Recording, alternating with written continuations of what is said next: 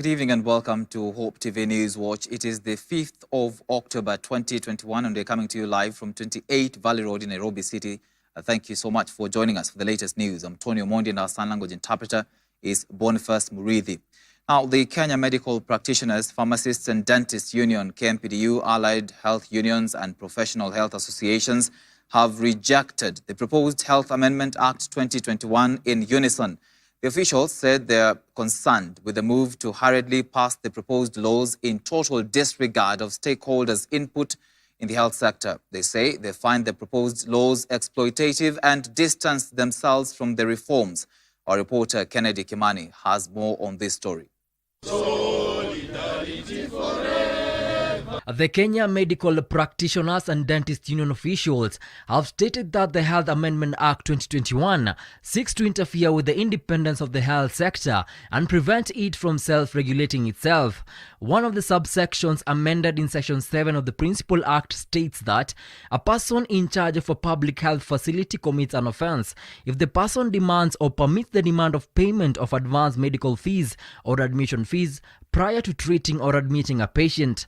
One is liable on conviction to a fine not exceeding 3 million shillings or to imprisonment for a term of 3 months or both. KMPDU-SD Dr. Davji Atela has termed the bill as an attempt to hold hostage the essential services, saying the removal of professionals from the councils and boards will result in the loss of regulations in place in the event the bill is passed. We have realized that in the last 2 years, more than 10 amendments have been put in the floor, but most of them are trying to capture the healthcare service from the professionals and from the wananchi to the hands of the politicians. And that's what we are strongly repudiating. Secondly, this is what we'll do in case this bill passes the floor. That is, all the professionals, that is the medical practitioners, the dentists, the pharmacists, the clinical officers, the nurses, they will go into the associations or into to self-regulate themselves within their peer-to-peer regulations as per the international standards. Cliff Randa, an official of the Kenya National Union of Medical Lab Officers, has called on the members of parliament to listen to the professionals, adding that they are willing to talk so as to resolve the issue.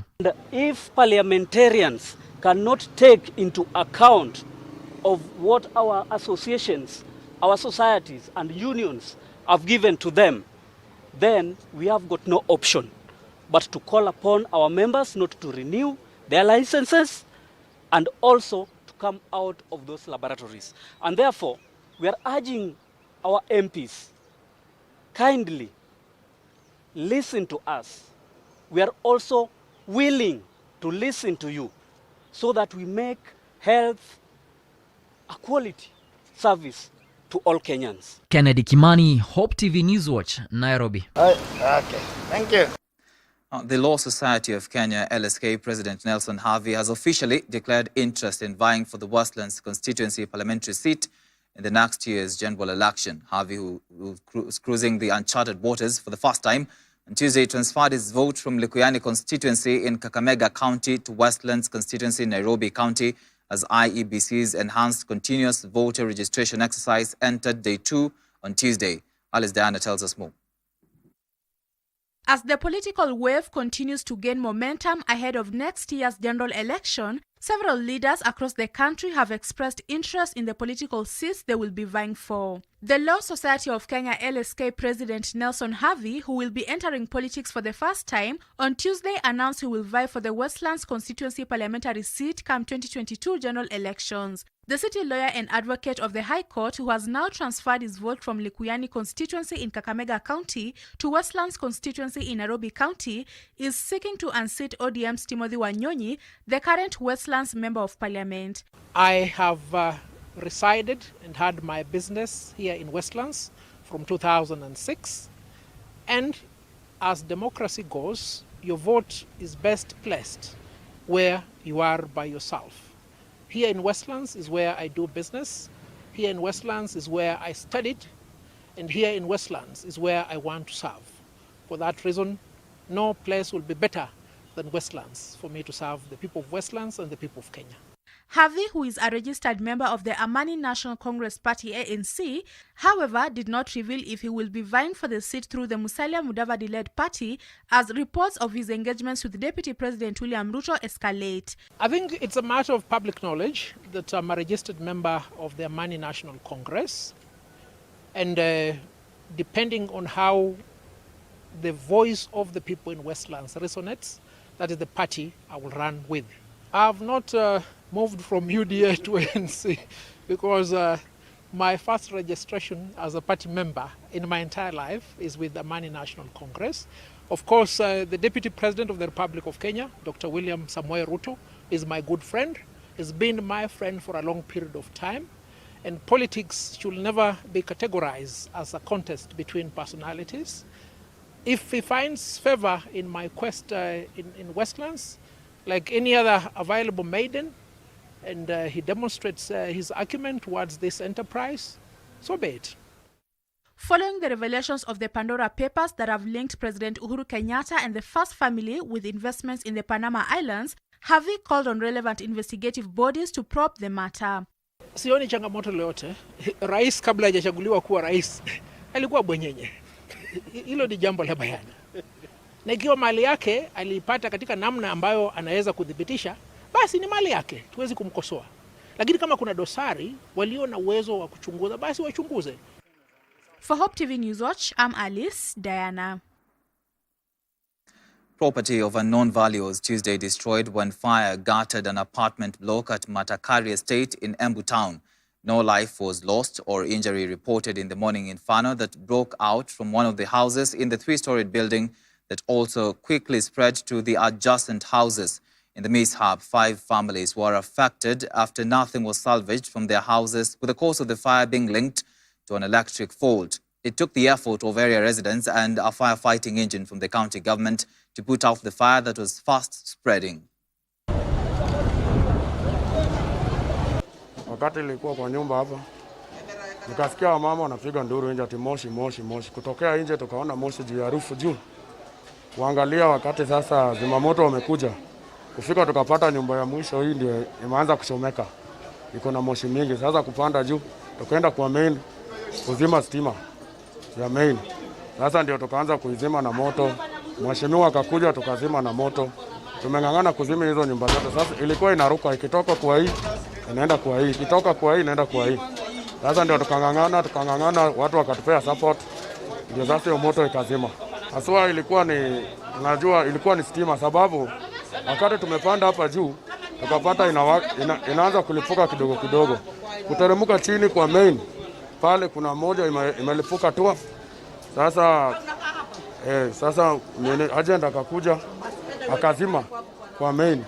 Ningetaka pia kuchallenge county government tuongeze gari ingine ya moto alafu tuandike vijana, kwa sababu nimeona vijana wamesaidia zaidi kupanda kule juu kwa mabati. Wamekuja wakaweza kuzima moto na wamesaidiana na watu wa county government. Kwa hivyo ningetaka county pia iongezee gari ingine na iandike vijana wengi waweze kuwa wanasaidiana na wale ambao wako. Mimi nimekuwa nimelala, nikasikia watu wakipiga duru. Kupiga duru mimi nikatoka. Nikaona moshi imejaa kwa manyumba. Sasa nikatoka nje. Kwangu hakuna kitu imefanywa, lakini kwa hao wengine kumechomeka kabisa kabisa kabisa, hata hakuna kitu wamechukua hata nini. Ni Mungu atawasaidia na wasaidiwe wajameni wale wamechomewa. Wajameni mfanye bidii, watu wafanye nini? Wapeo kitu at least. Nyumba imechomeka, hakuna kitu imechukuliwa hata nini. Moving on, Haki Africa for the longest time has continued to fight for the rights of Kenyans stuck in the Middle East countries as their plights continue to elicit reactions locally. The organization and the families affected by untamed alleged brutalities have now called on the parliament to immediately close down Kenyan embassies in Saudi Arabia and suspend the program that takes Kenyans to the Gulf countries until proper protection measures are put in place. Dolly Mirigi has this report. Recruitment agents make millions of shillings off desperate Kenyans and refuse to take responsibility for whatever happens to the clients in the Middle East countries. The family of a 25-year-old woman stuck in Saudi Arabia has appealed to the government to help them bring her back home. Mary Wanjiru left her home country Kenya in February this year for greener pastures in Saudi Arabia as a domestic worker. Her sister Claire Wamboi says the last time they communicated, Wanjiru claimed to be receiving threats and mistreatment from her employer. Kapigia agent, kamwambia venye sister yangu anasema. Akasema sister yangu ampigie simu. Sister yangu kupiga simu ikasemekana iko blocked. Ya haiendi through. So kutoka mwezi wa 6 tukienda mwezi wa 7 akaniambia sasa imezidi. Juu hata kuchapwa amechapwa. Na ni kweli tukaongea na video kwa nikaona amechapwa. Nikapigia wale maagent. Wakaniambia ninawapigia simu badala yule awapigie. Nikamwambia anasema simu zenyu mmeblock. Haki Africa has been on the forefront highlighting the plight of Kenyans in Saudi Arabia. Speaking on Tuesday in Nairobi, the organization has condemned mistreatment of Kenyans in the Middle East, seeking repatriation for those stuck in the Gulf. They are very rude. Very rude. Very rude. Because wanatuambia wao Kenya walitaka kwenda Saudi, sasa tuwafanye nini? You see, it stops at it stops at wakiwapeleka, which should be they should have a mechanism. Wakishaenda, if they want to come back, then there should be mechanisms for them to be brought back in the country. I mean, like you and I, if you're employed and you feel dissatisfied with your employer, I think you're at liberty to terminate the contract. Wanjiru's case just represents a small fraction of Kenyans suffering at the hands of the employers in the Middle East. The organization is condemning the Kenyan government for its laxity, while Kenyans suffer outside the motherland. Wanjiru's sister claims the agency her sister traveled through has not shown any kind of help even after numerous calls, signaling rogue recruitment agencies who continue to operate despite several government warnings about a thorough crackdown on them. Efforts to reach the agents on Tuesday were still in vain.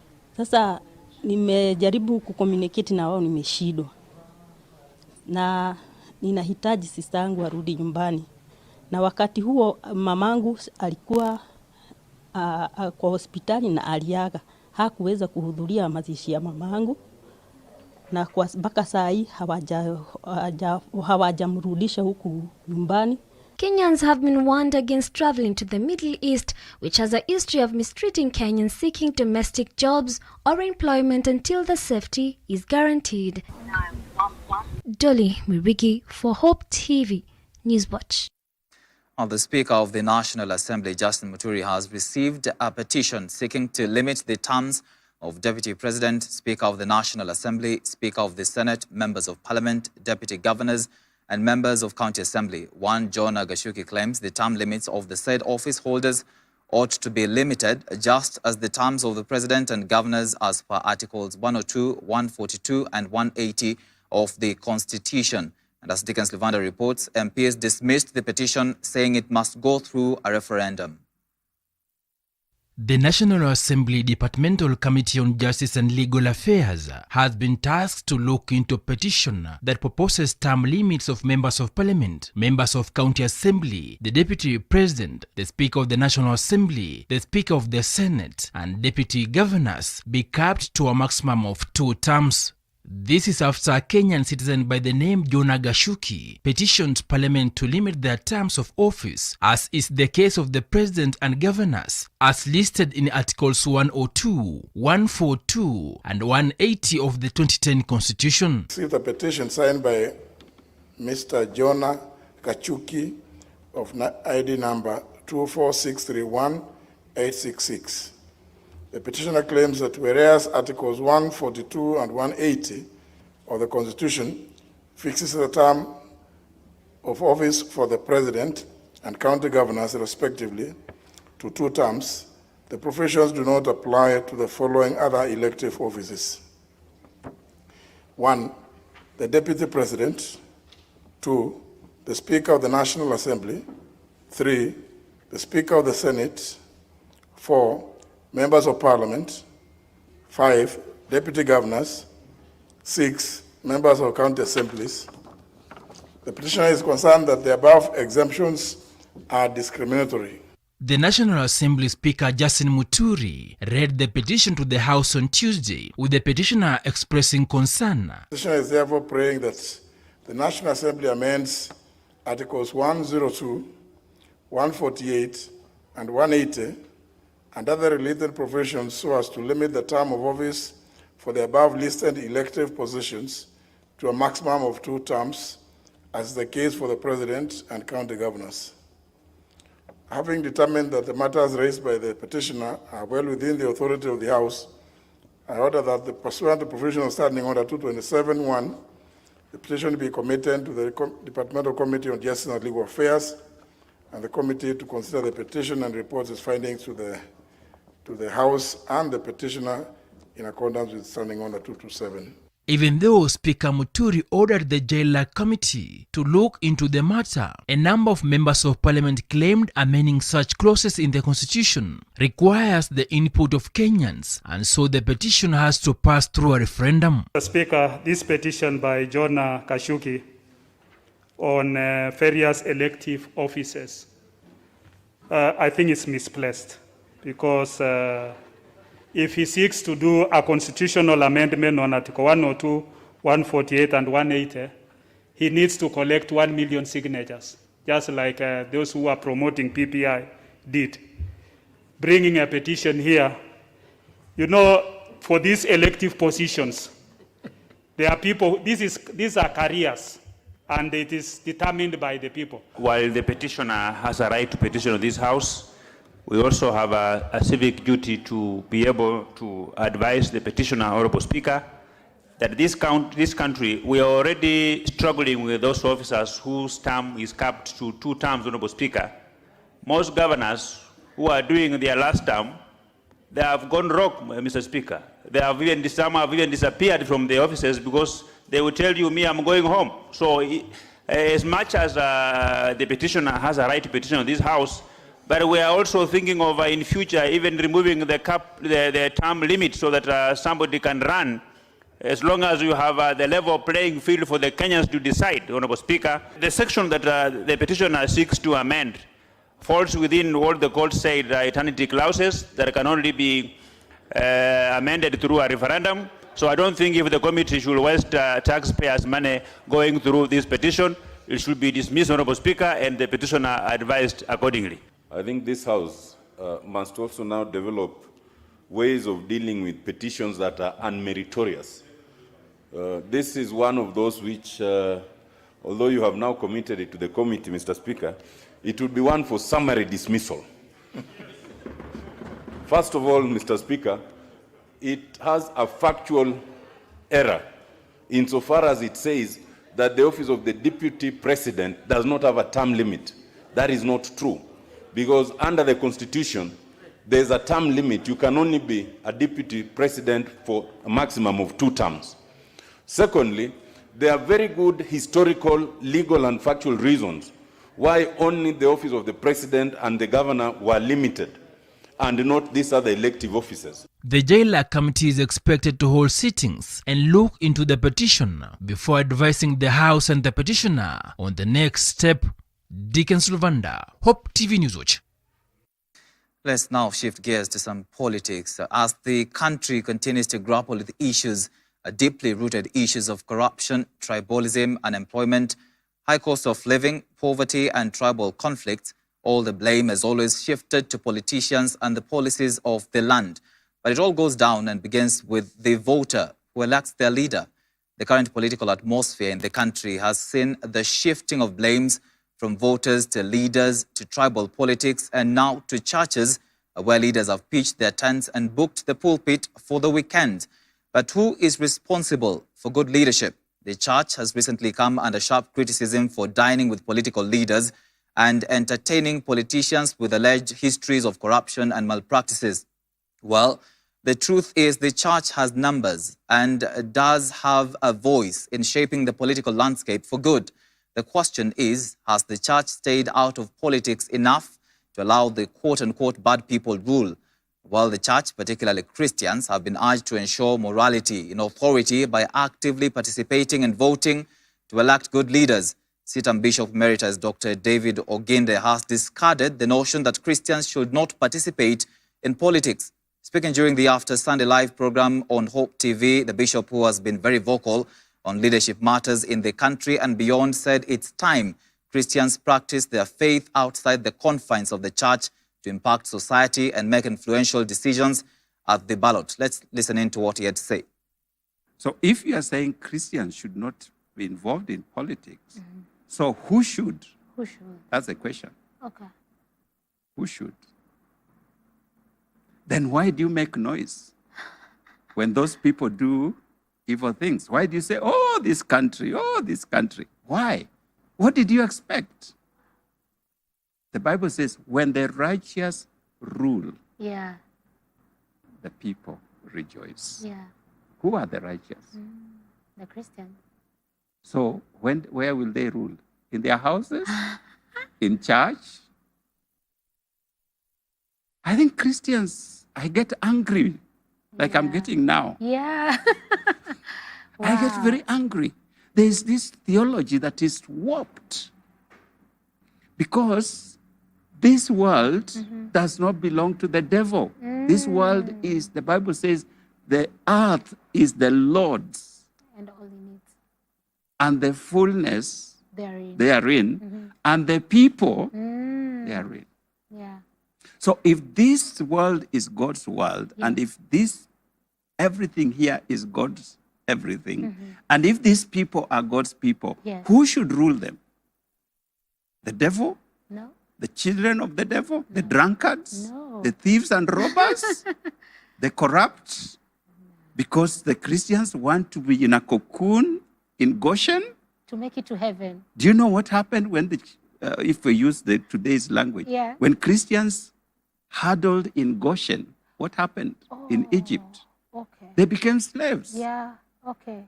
Yes. Wow. So the Christians of today want to be in Goshen. Celebrate, praise God, praying, fasting, eating. And meanwhile, the devil is coming upon you. Okay. Egypt, Morocco, Chad, Sudan were Christian nations. They were Christian nations. Christian nations. Yes, Christian nation. Turkey is where the 7 churches were. Now they are Muslim nations. Why? Because we want to be in Goshen. Yeah. We want to be a place where we can just celebrate, worship, testify, pray and fast, while we leave the leadership of the nation, the governance of the nation, in the hands of people who do not know God Yeah. and do not care about him. They don't know God and they don't care about him. They don't. Right now, the pressure that is coming upon the land Mhm. to overthrow God, Mhm. there is this fallacy Yes. among believers Yes. that our Christianity is practice, our faith is Yeah. practiced in Yeah. church, Yeah. where we come to praise God and sing songs and hear good sermons and fellowship with one another and marry one another And make it to heaven. and make it to heaven. Oh, Jesus. It really gets me. Yeah. It gets me. Yeah. Judy, I am so tired, Yeah. physically tired, as I sit here with you. Mhm. Why? Because I spend most of my time Yeah. trying the little I can Yeah. to help this country Okay. get on its feet. Okay. The little I can. I'm not saying this for any reason. Mhm. And I just imagine, the other day I was so angry, I was saying, if there were Christians in this country and who are committed to doing the right thing, perhaps I would not even know that anything is happening in the country. I would concentrate on my life. Oh, Lord. But because Christians have that attitude, I don't think we should be involved in politics. I don't Yeah. think Christians should. So who should? That's my Okay. question. Okay. Who should? there's a registration of voters Yes. that is taking place. Yes. Christians should go there en masse. Wow. Let's go there en masse Mm. and take those votes. Wow. And after you have taken that vote, let's go en masse and vote the right leaders who have already come up and said, I want to be a leader. I want to be an MCA. I want to be an MP. I want to be a woman rep. I want to be governor and all those. Yes. And let's vote in the right kind of leaders. We will transform this nation, hands down. But as long as we allow people who do not know God and do not care about God to be the ones with the vote, and as we are praying, that day of voting, we are praying and fasting. In the mountain. In the mountain. Eish. You know, Lord. I am not against prayer. I understand. But prayer must not be an excuse for not doing the You right must thing. act. You must pray Mm. and act. Act. Yes, Yeah. yes. Faith without action. Is dead. Death. You said it. Yeah. It is in the scripture. Death of policies. So I hear, for me, the day of the voting, I was praying. So how does your prayer put in the right Okay. Pray and cast your vote. Yes. That's what we see in Acts chapter 1. Okay. Yes. Okay. They prayed, Yeah. then they cast their votes. That's Bishop Dr. David Oginda giving a wake-up call to the church and Christians. On that note, let's take our first commercial break on News Watch. We'll be back with more. Do stay with us.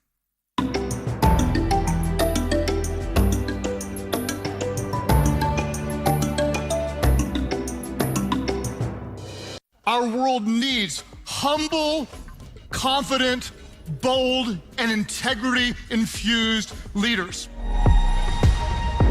Live online, Thursday through Friday, October 14th and 15th, 2021.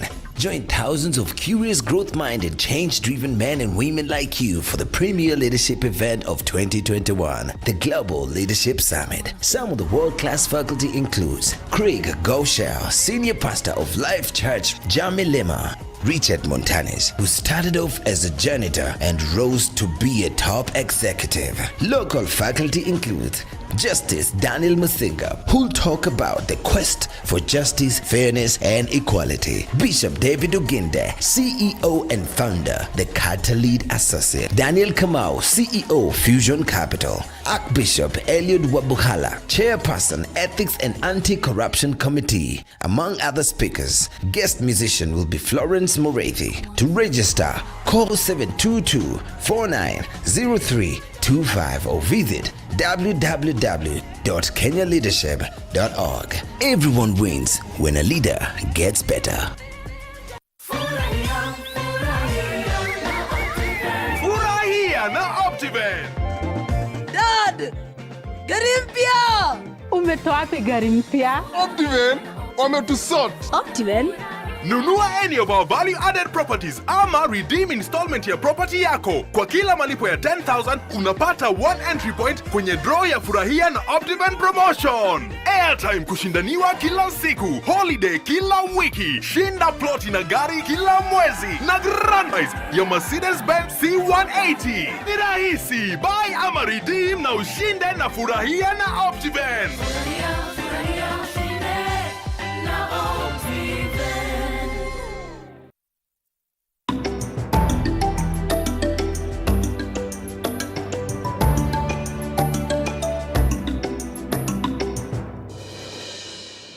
Welcome back to Newswatch. The Nyandarua County Assembly was once again rocked by chaos after the reinstated Speaker Ndegwa Wahome failed for a fifth time to enter the Assembly to carry out his duties. Police were forced to evict people who had forced their way into the premises to block him from accessing his office. After the over 2-hour drama, the Speaker claimed that there were still people he called goons inside the Assembly who wanted to hurt him, forcing him to adjourn the sittings to October 12th. Drama started after the Speaker arrived at the Assembly premises at around 9 a.m. Ndegwa was accompanied by several MCAs early to him, among them Leshau Ward MCA Kamau Gathungu, Kiru Wamboi of Gatimu, Karuki Magun of Murungaru, among others, claim that he will move to court again. Their efforts to gain access despite heavy police presence were unsuccessful, as members opposed to him, led by Leader of Majority Wambugu Kingori, they put that they would not allow a stranger to preside over the business of the day. The groups instituted an impeachment motion on the Speaker, but Ndegwa moved to court to challenge his ouster. The only problem we have is that one Elizabeth Mudhoi, who is not even a worker of this assembly, and who has come to this assembly only to serve the interest of Kimemia, is the one who has refused to sign the mandates to go to Mokiri, who has been declared by the court that he has always been the clerk of this assembly. And therefore, once that document is signed, whether she wants or not, because I'm in court, I'll be in court in Nairobi on Thursday, and I expect the court will order her to sign.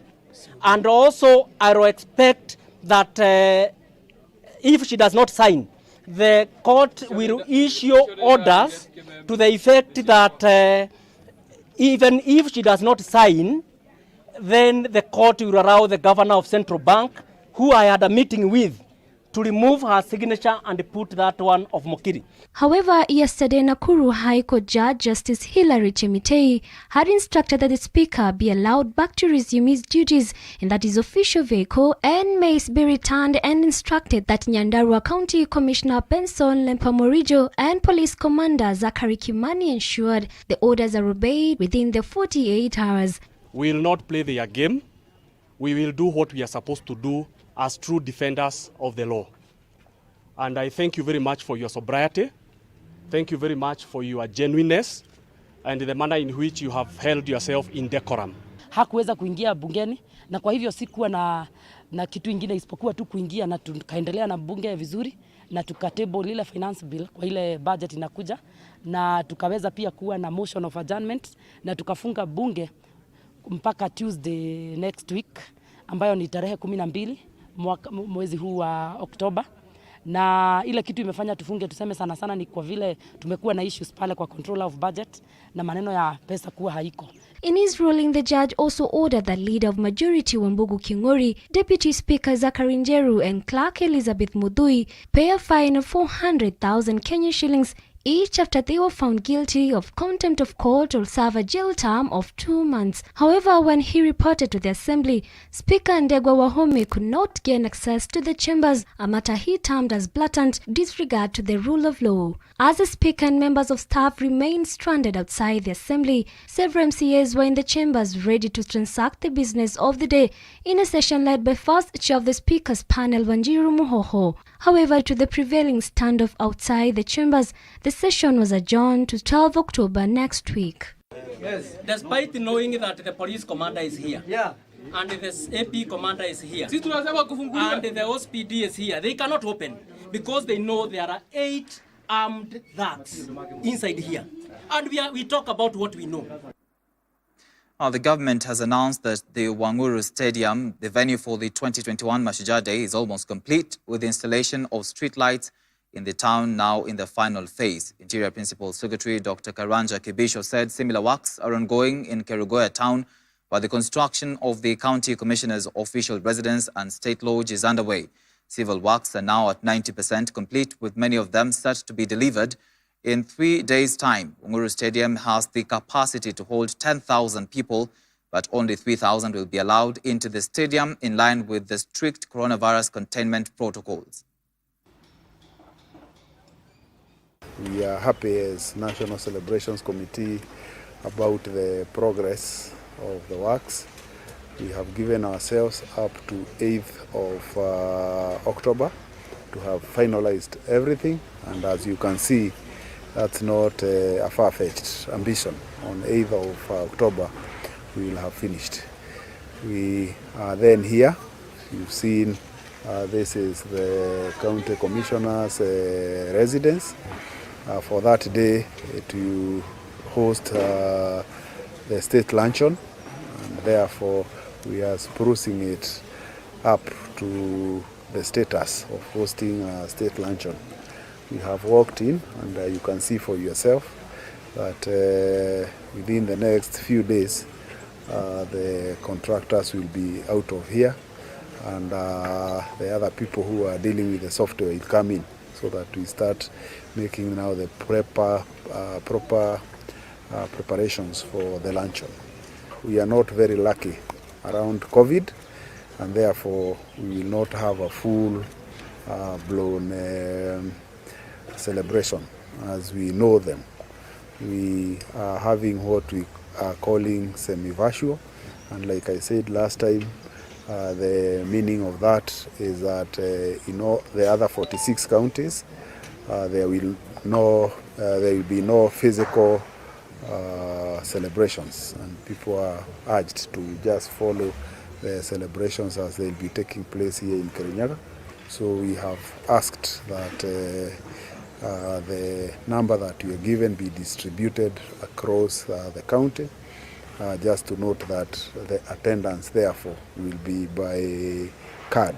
So we are urging our people, those who will not have the cards, to know that they are well represented by the others at the function. Let's now look at the COVID-19 statistics. The country has recorded 189 new COVID-19 cases from a sample size of 6,367 tested in the last 24 hours. The positivity rate is now at 3.0%, with total confirmed positive infections rising to 250,380. 207 patients have recovered from the coronavirus, bringing the total recoveries to 243,064. However, 9 patients succumbed to COVID-19, all of them being late deaths reported after conducting facility record audits in September. This pushes the cumulative fatalities to 5,150. In terms of admissions, a total of 894 patients are currently admitted in various health facilities countrywide, while 1,961 are under the home-based isolation and care program. 51 patients are in the intensive care unit, ICU. Now, Kenya joined the world in celebrating International Teachers' Day, which is marked every 5th of October. The celebration comes at an interesting time for the teachers in the country who are tackling the new competency-based curriculum, CBC, and working under the strain imposed by the COVID-19. TSC CEO Dr. Nancy Macharia expressed her delight in resilience displayed by teachers during the COVID-19 pandemic period. Our reporter Grace Ongoi has more. Teachers are the heart of education recovery. This was this year's theme for the celebrations of International Teachers' Day. The celebrations were marked at the Kenya Institute of Curriculum Development, KICD, by the Teacher Service Commission, TSC, Kenya National Union of Teachers, NAT, Kenya Union of Post-Primary Education Teachers, KUPPET, together with other stakeholders in the education sector. Just a couple of weeks ago, the Teacher Service Commission rolled out a professional development course, a course that, according to TSC, will ensure teachers acquire a high professional standard.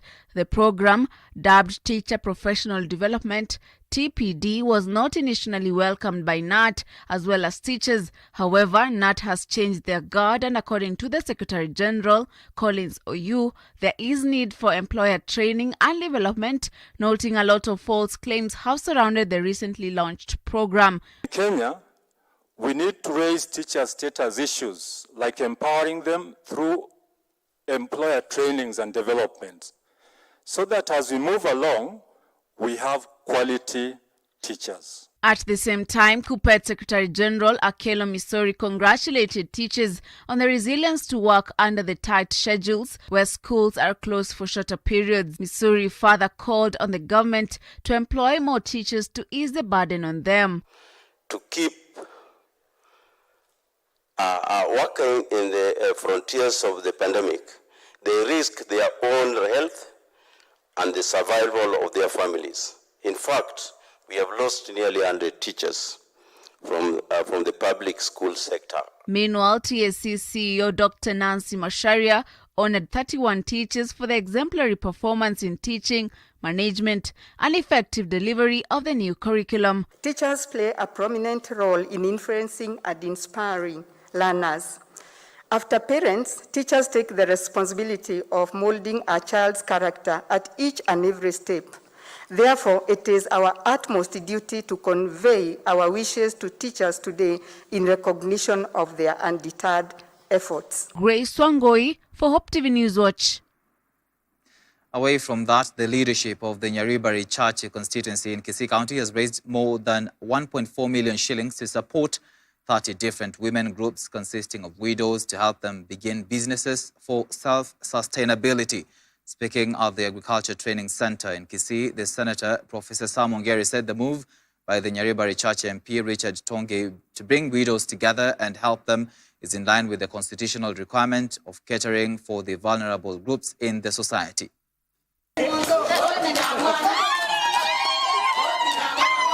We are here for Nopo cause in terms of inspiring and giving hope to our ladies, our widows, because the biggest contribution that you can make to mankind is to inspire people to do their best and to have hope that tomorrow is a better day than it is today. In any national planning, they are normally missed out in our programs as leaders, and today there is a revolutionary process which has been started, which will culminate in table banking, and that will increase the financial capacity of our women groups, particularly the widows, so they can be able to expand and alleviate their problems.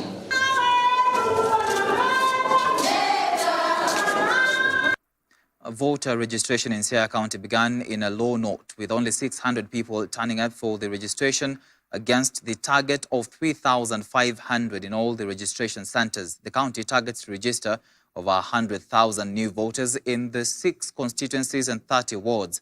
According to Siaya County IEBC coordinator Ruth Kalundu, the turn-up might have been due to limited registration centers.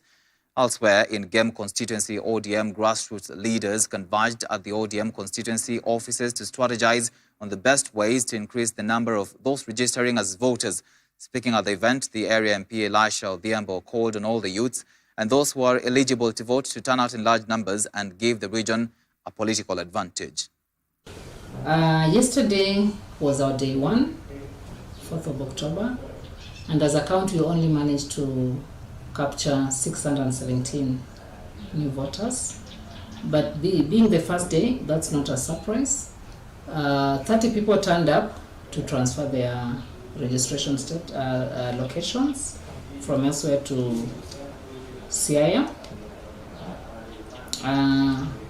Virtually, now it's picking up. We are hoping that today will be a better day than yesterday, and we continue hoping that we'll be able to realize our target, our county target of 105,378 new voters in the county. As a team from GEM, with officials of ODM, with a view to motivating them to go out and look for those who have not registered as voters in IEBC. Meanwhile, Deputy President William Ruto has appealed to the youth to come out in large numbers and register as voters. He said it's through the process that they can actively participate in the country's decision-making. Ruto spoke during a meeting with grassroots leaders from Transmara and Emuru Dikir in Kilgoris, Narok County. He also championed the hustler narrative. Hatutaki kuunda serikali ya fitina ama kitendawili ama tibim, hapana. Tunataka kuunda serikali iko na plan, iko na agenda, iko na mpango ya maendeleo ya kupeleka Kenya mbele. Na ndio tumesema safari hii hatutaki kuambiwa mambo ya viongozi peke yao. Lazima tuanze kuongea mambo ya mwananchi wa kawaida. Hatutaki kuambiwa vile katiba itabadilishwa ndio kuwe na vyeo na mamlaka ya viongozi. Hapana, tunataka vile kuambiwa vile uchumi itabadilishwa ndio mwenye hana kazi apate kazi, mwenye biashara yake ni kidogo ainuke, Wakulima wengi wanaohangaika hawana soko ya sawasawa ya mazao yao na ng'ombe yao wapate soko ya sawasawa. Tukiondoa cartel, tuondoe brokers, tuondoe monopoly, ndio pia na wao wakuwe na pesa mfukoni. Tunaelewana watu wa Narok? So nataka tukubaliane kabisa, na ndio mnasikia tunasema mambo ni bottom up. We must have new priorities in the politics of Kenya. It cannot continue to be about the leaders. It is time that it became about ordinary citizens. It cannot continue to be about changing the constitution. It has to begin to be about changing our economy. It cannot continue to be about positions and power sharing. It has to begin to be about jobs for ordinary young people and about empowerment of every business, including our farmers and our cattle keepers. The national government has urged the Mombasa County government to expedite the process of the relocation of Mwakirunge dam site to a different location. Kenya Civil Aviation Authority Director General Gilbert Kibe insisted that the site poses a danger to flights landing at the Mombasa's Moi International Airport. He said the only solution is to relocate the dam site to a place far away from the aircraft's landing path. Kibe was addressing journalists during a breakfast meeting at English Point Marina in Nyali constituency. We have an air navigation equipment at Mwakirunge.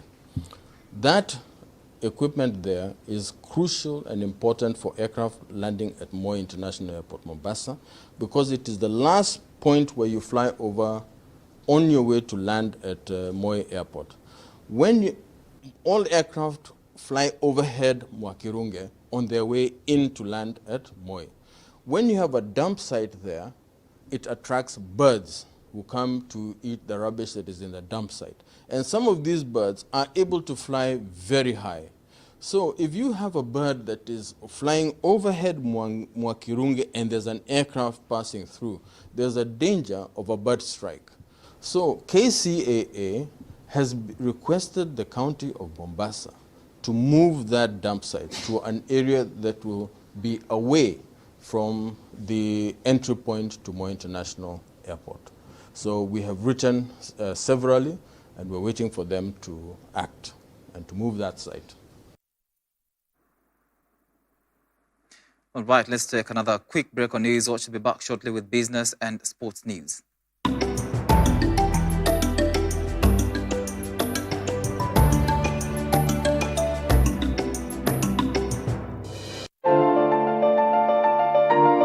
Every one of you have a journey to take.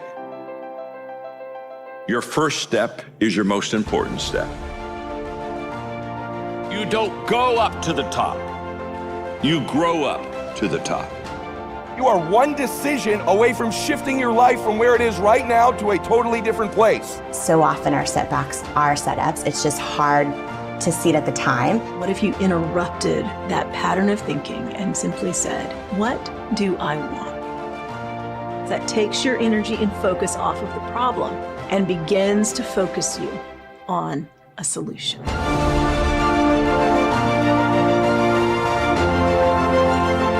Success is a series of steps, not one giant leap.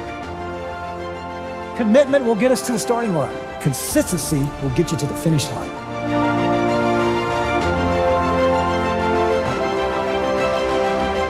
You were born. You were created for your life to count.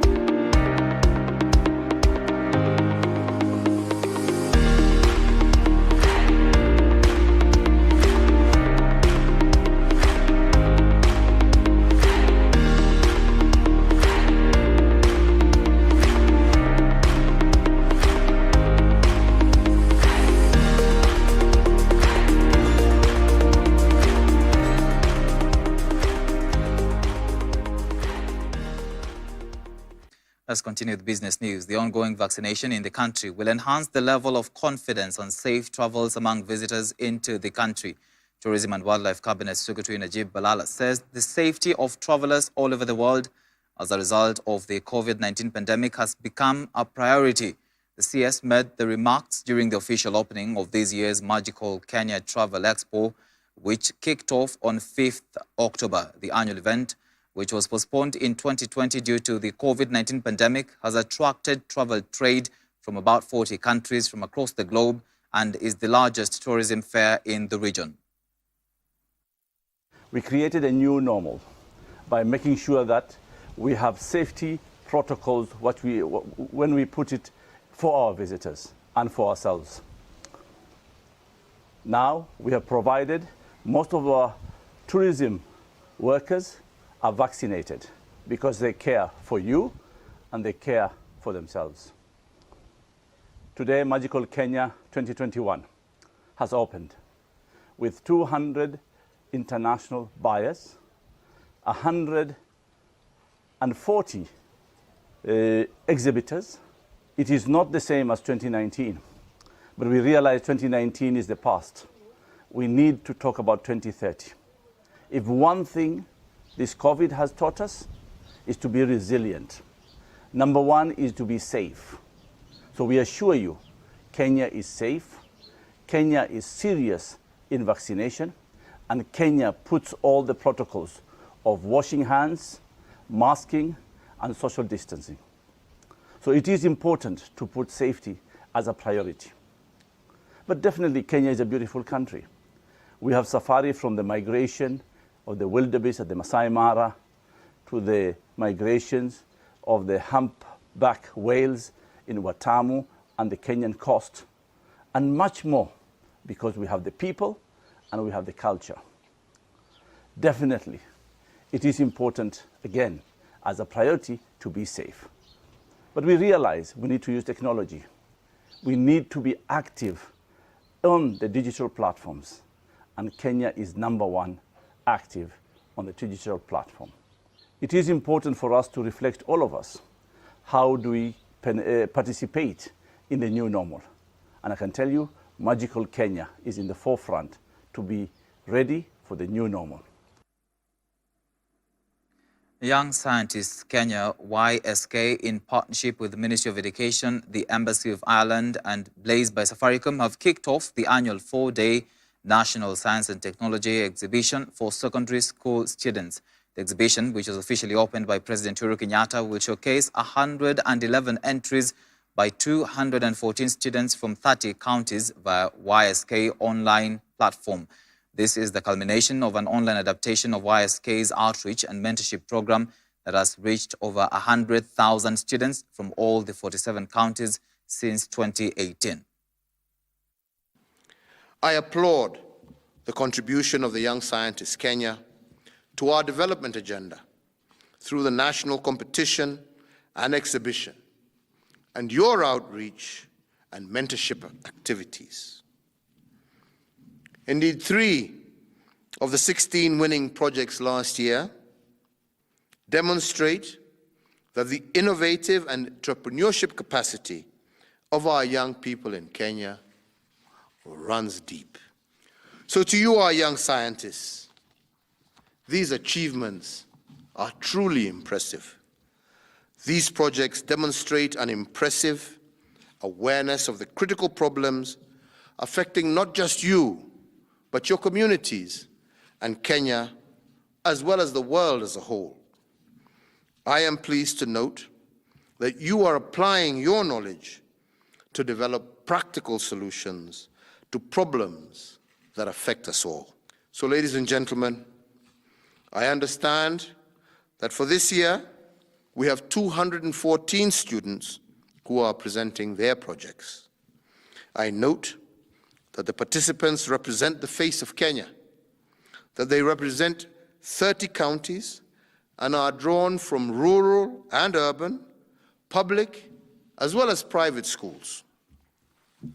I am pleased to note that 5 of the 65 participating schools are also special needs schools, and that without doubt, this time, there are more girls than boys participating in the exhibition.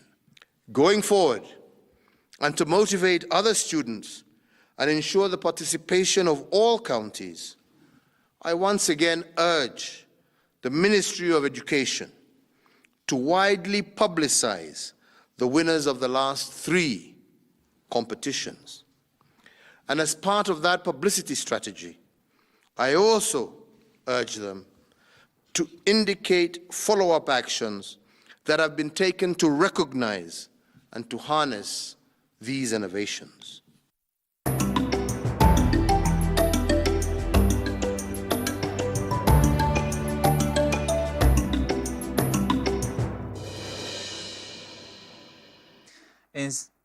In some sports news now, Kenya has confirmed its bid to host the World Athletics Championships in 2025. If accepted, this will bring the event to Africa for the first time.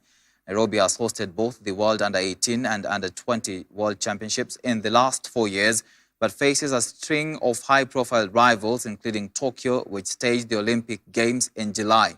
According to the Athletics Kenya chief, Jackson Tuwei, Kenya formally confirmed its bid to host the Global Championships on Friday last week, which was the deadline set by the World Athletics. Africa has never hosted the World Athletics WA Premier Showpiece, which is first contested in Helsinki, Finland in 1983. Kenyan Sports Minister Amina Mohamed first announced the country's bid for the 2025 World Championships in Doha in September 2019 after WA said the global event will be held on a rotational basis across continents. And the Harambee Stars squad set to face Mali in the back-to-back qualifiers of the 2022 Qatar FIFA World Cup has been bolstered by all the Stars board named in the team. 8 players who travelled with the local team include Al Hil's forward Michael Olunga, Azam's Kenneth Muguna, Zasco United custodian Ian Otieno, short stopper, and Farouk Shikalo. The 8 also included Napsa Stars defender David Calabar-Owino, Ghana's Duke Abuya, Simba's Josh Onyango, and Kagera Sugar defender Bolton Omwenga. The players first jetted to Kenya and travelled with the local-based players to Agadir, Morocco, where they will take on the West African heavyweights at the Stade d'Aguirre. Well, that story brings us to the end of this live broadcast of Newswatch on Hope TV tonight. Thank you so much for keeping us company. I'm Tony Omondi, and our sign language interpreter has been Boniface Murithi. Have a good night, and God bless.